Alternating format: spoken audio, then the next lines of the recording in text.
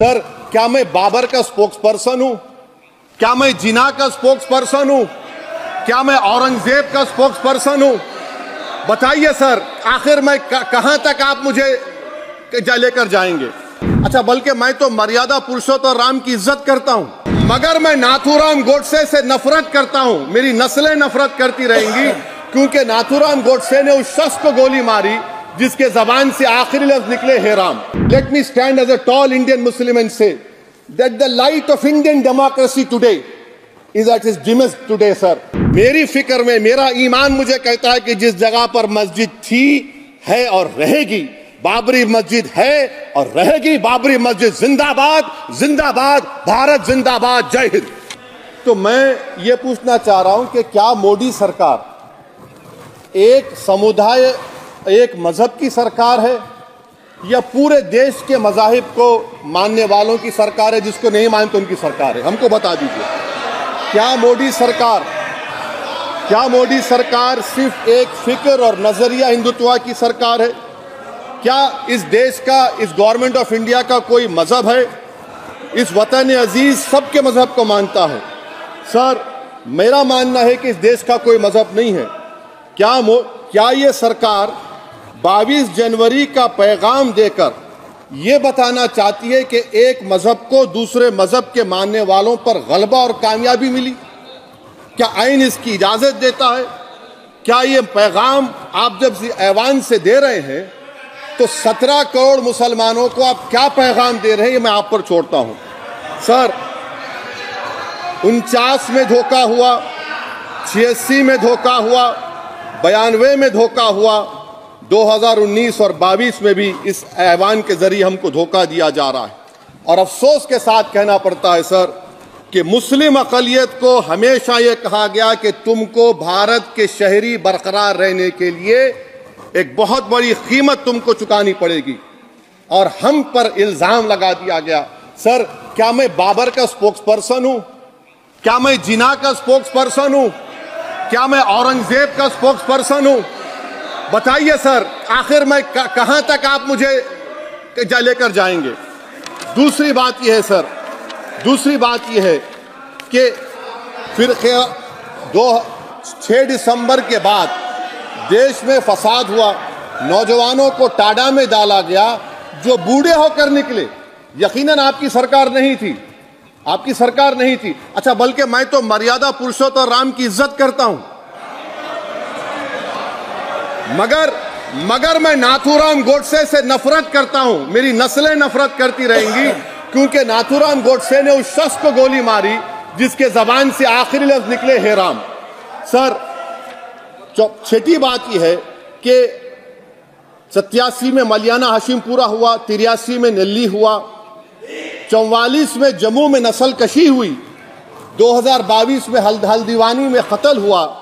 इतने धोखे सबसे बड़े किसको दिए गए? असदुद्दीन ओवैसी को दिए गए।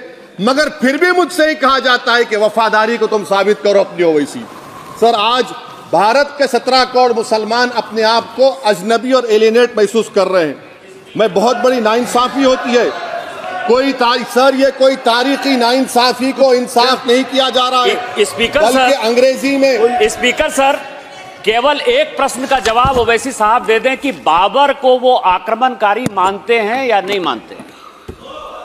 पुष्पमित्रा संगा को आप क्या मानते हैं? बताओ, पुष्पमित्रा संगा को आप क्या मानते हैं? जम्मू के वो, कश्मीर के वो राजा को क्या मानते हैं जिसके पास एक फौज थी मंदिरों को तोड़ने के लिए? आप क्या मानते हैं? यही तो मैं कह रहा हूं कि निशिकांत दुबे 47 में आजादी मिली, असदुद्दीन ओवैसी से बाबर की बात पूछ रहे हैं। तुम गांधी की बात पूछते, तुम बोस की बात पूछते, तुम जलियांवाला बाग की बात पूछते, तुम काला पानी में जो मुसलमान शहीद हो गए उनकी बात पूछते, मगर बाबर की बात पूछी जाती है। तो सर, मैं आपको बता रहा था, खामखा डिस्टर्ब किए सर, मुझे मेरा वक्त ले लिए निशिकांत दुबे। सर, मैं आपसे कह रहा था, मोदी हुकूमत ये पैगाम दे रही है भारत के मुसलमानों को कि जान बचाना है या इंसाफ चाहते हो।